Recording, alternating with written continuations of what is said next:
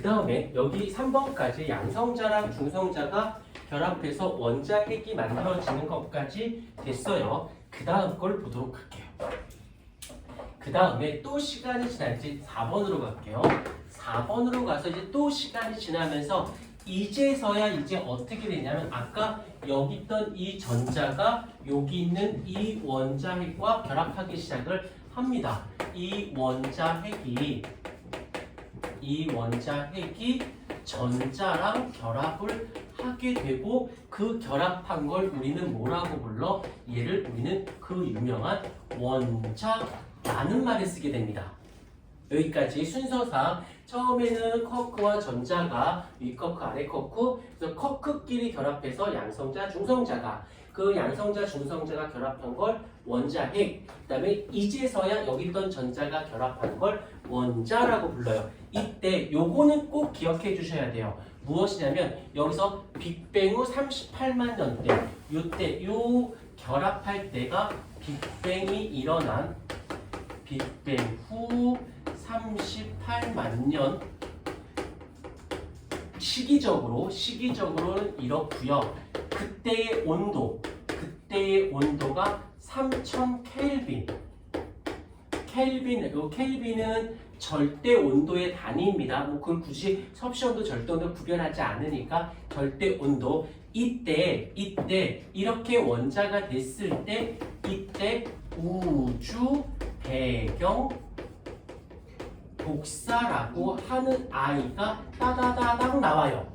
자, 뭔 소리냐? 일단 먼저 이 키워드는 4개의 키워드 원자핵, 원자, 그 다음에 빅뱅 후 38만 년, 그 다음에 세 번째는 3000 켈빈, 네 번째가 우주 배경 복사라는 이 단어는 아예 세트로 묶어버리세요. 그래서 문제상에서 기억 니은틱을 1, 2, 3, 4, 5번에서 원자 생성, 우주 배경 복사, 3000 켈빈, 빅뱅 후 38만 년 요 단어들이 다 섞여서 나올 거거든. 또 이 4개 중에 어휘가 하나 달라지면 걔는 다 틀린 거예요.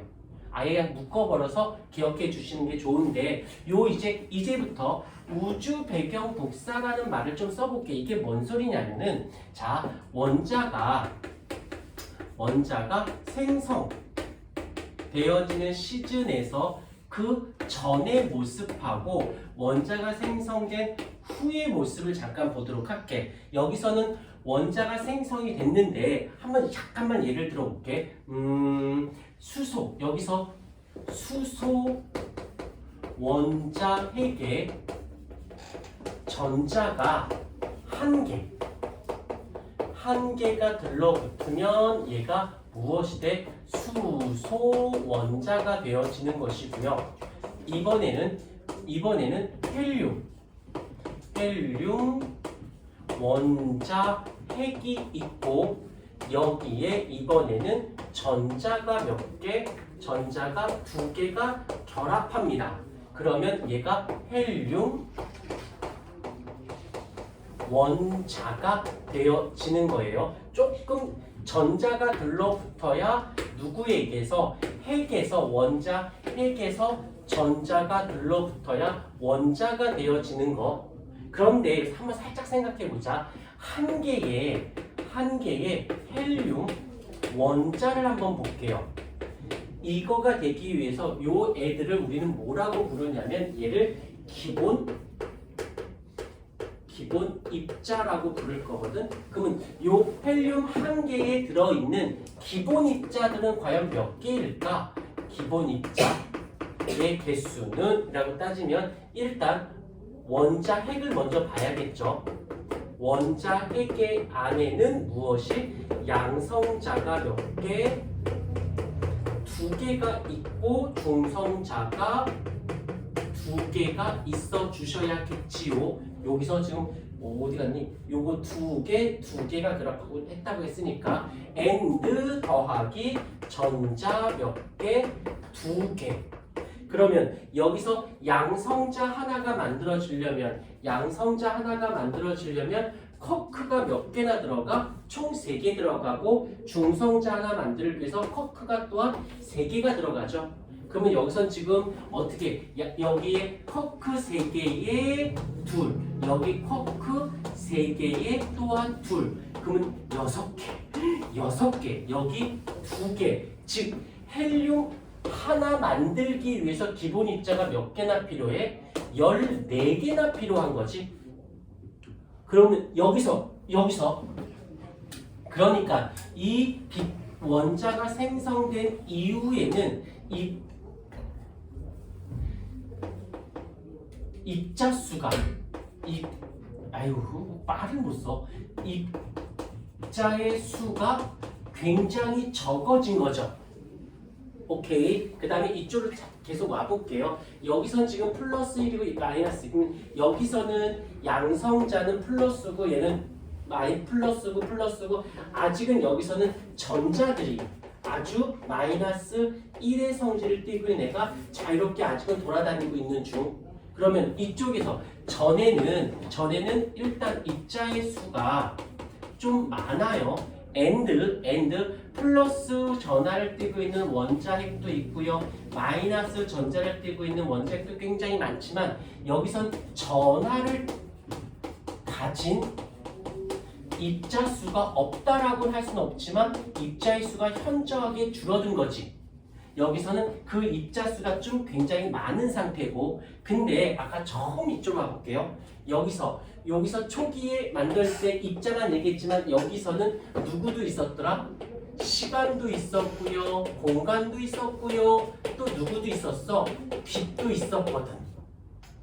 자, 근데 여기서 보자. 예를 들게 날씨가 흐린다를 생각해보자. 날씨가 흐리면 저 멀리까지 잘 보여? 잘 안 보여? 잘 안 보이지. 왜 잘 안 보이냐면 빛이 저기까지 갔다 오는 도중에 공기 중에 입자들의 방해를 많이 받은 거야.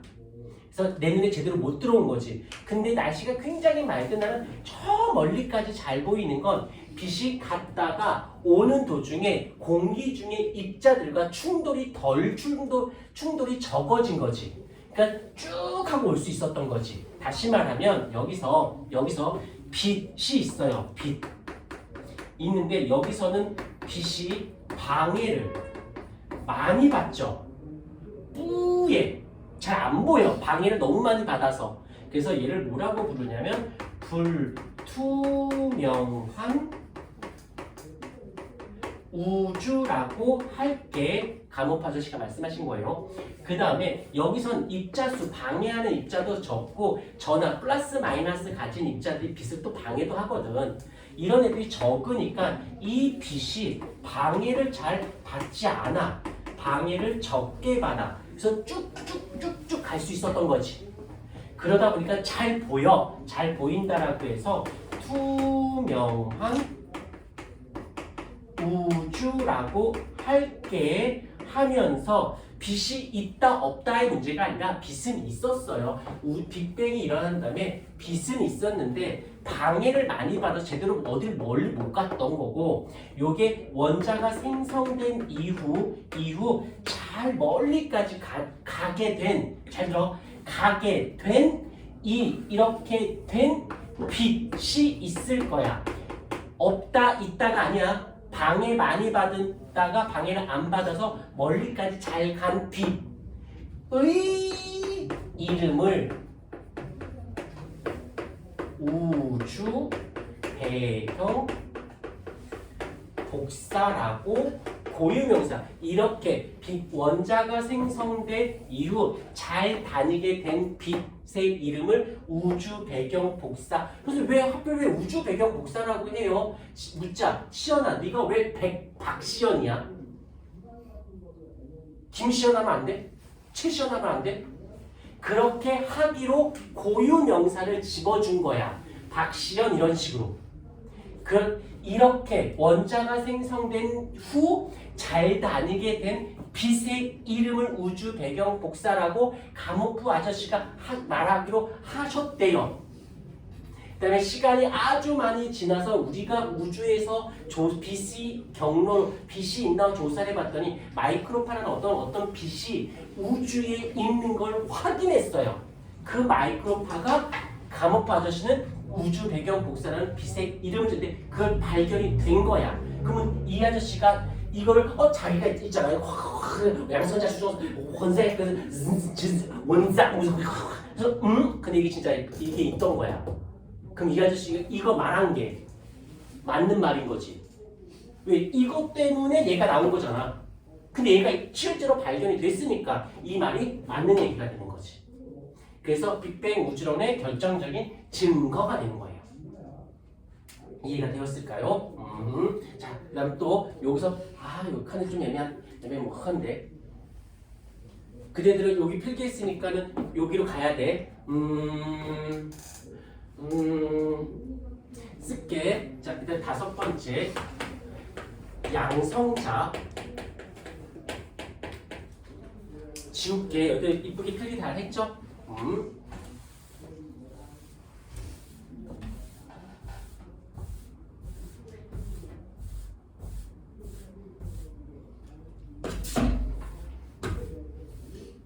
자, 양성자와 그다음에 중성자가 생성될 당시에 생성 초기 살짝 한번 써줄게. 양성자는 정기적으로 플러스 1의 성질을 띠고 중성자는 정기적으로 0인 성질이야. 초기 때는 얘가 대략 1대 1의 비율로 생성되고 있었대요. 비율로 생성인 상황이야. 그러다가 이제 시간이 또 지나요. 시간이 지나서 원자핵이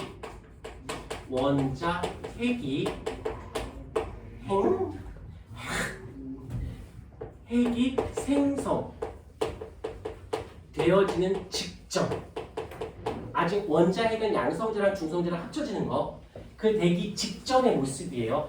직전에는 어떤 일이 생기냐면 여기서 얘가 7대 1의 비율로, 즉 14대 2의 비율이 되어지더래. 한 번만 쓸게. 그렇게 하나, 둘, 셋, 넷, 다섯, 여섯, 일곱, 여덟, 아홉, 열, 열하나, 열둘, 열세, 14개에다가 여기가 양성자 얘이고 여기가 중성자예요. 여기가 1, 2, 여기서 2개. 초기에는 거의 양성자의 개수나 중성자의 개수가 비율이 비슷했었는데 시간이 지나다 보니까 얘가 늘었고 얘가 줄었대요. 사실 이게 뭐냐면, 자, 일단 양성자와 중성자가 만들면 커크끼리 결합을 해야 돼. 위 커크 하나, 2개, 아래 커크 하나가 양성자, 위 커크 하나에 아래 커크 2개가 중성자. 결합하는데 결합하는 거 땡 끝이 아니라 아직은 불안정한 상태야. 결합은 됐는데 아직은 불안정한데 계속 다시 깨져요. 그다음에 다시 결합해. 커크끼리 결합했다 꺼졌다, 결합했다 깨졌다, 결합했다 꺼졌다 계속 반복을 하는데, 문제가 되는 건 이 양성자를 보자. 얘는 지금 플러스 1이지. 그럼 양성자끼리는 플러스니까 서로 끌려 꺼지시지 해.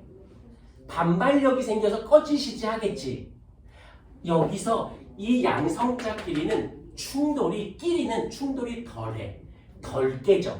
근데 중성자끼리는 잘 깨져, 부닥쳐. 양성자와 중성자도 잘 부닥쳐. 그럼 얘는 중성자끼리도 부닥치고 양성자, 중성자끼리도 부닥치지만 얘는 양성자, 중성자끼리만 부닥쳐서 깨지겠지. 그럼 얘가 깨지는 횟수가 어떨까? 덜 깨진 거야.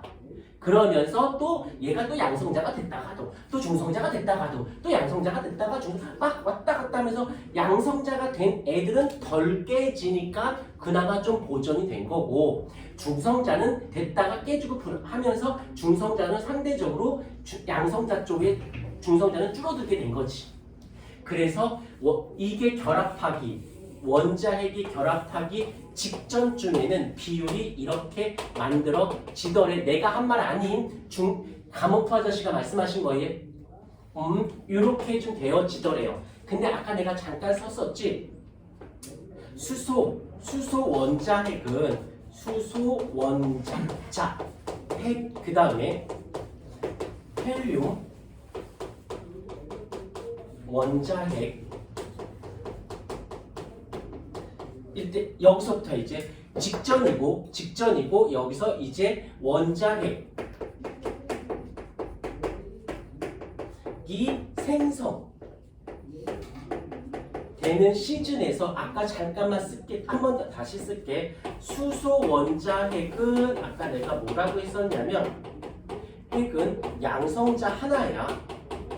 양성자가 한 개 있으면 우리는 원자핵이 되는 거고 헬륨인 헬륨 원자핵은 양성자가 몇 개? 두 개에다가 플러스 중성자가 몇 개? 두 개가 되어야 헬륨 원자핵이에요. 그래서 여기서 요게 이렇게 돼서 얘가 한 개가 만들어집니다. 그리고 나머지 여기 있는 애들 12개는 무엇이 돼? 수소 원자핵이 된대요. 그러면 여기서 아까 개당 질량을 잠깐 볼까? 개당 질량을 요거 하나를 내가 그냥 1이다라고 할게요. 그럼 몇 개 있어요? 12개가 있는 것이지요. 그 다음에 여기서는 헬륨이 몇 개 있어? 1 있는 거지. 한 개가 있어요. 그때 얘 질량은 얼마야? 1인 게 4개 있지? 그러니까 개당 질량은 1인 거지. 됐습니까? 그러면 이제 전체 질량은 어떻게 돼? 12개의 개당 1, 여기서는 한 개의 개당 4. 그러면 이제 전체 질량은 어떻게 되는 거야? 3대 1이 된 거죠. 12대 4니까 3대 1이잖아. 그래서 전체 질량은 수소와 헬륨의 원자핵은 3대 1. 지금 처음부터 막 해서 여기까지 온 거야. 했는데 실제 펜젤서 윌슨이라는 사람이 우주에서 조사를 해보니까 우주의 대부분이 수소와 헬륨으로 되어져 있었고 그 질량의 비가 3대 1인 걸 알아낸 거예요. 이건 그 감옥 아저씨가 있잖아 하고 가서 보지도 못하고 했는데 자기 혼자 있잖아 하고 막 했는데 그게 사실이었던 거지. 그래서 결국에는 요거 첫 번째, 그 다음에 얘가 두 번째가 뭐가 돼? 바로 우주 배경, 아니고 빅뱅 우주론의 결정적인 증거. 이 아저씨 말이 맞다라는 결정적인 증거가 무엇이냐면 첫 번째는 수소와 헬륨의 질량. 선생님 여기서 그러면 전자는 왜 질량에서 빼요? 라고 하는데 나중에 알겠지만 양성자가 상대적인 질량은 1이라고 잡았을 때 중성자는 대략 1이거든. 근데 전자는 1838분의 1밖에 안 돼요. 그 와중에 그렇게 작아. 너무 작아서 전자의 질량은 무시하기로 하자 했던 거예요. 그다음에 질량비가 어떻게 돼? 3대 1이라는 거. 두 번째 우주 배경 복사. 이 결정적인 증거는 이 두 개가 되어집니다. 오케이. 내가 할게. 자, 이쁘게 좀 해 주십시오.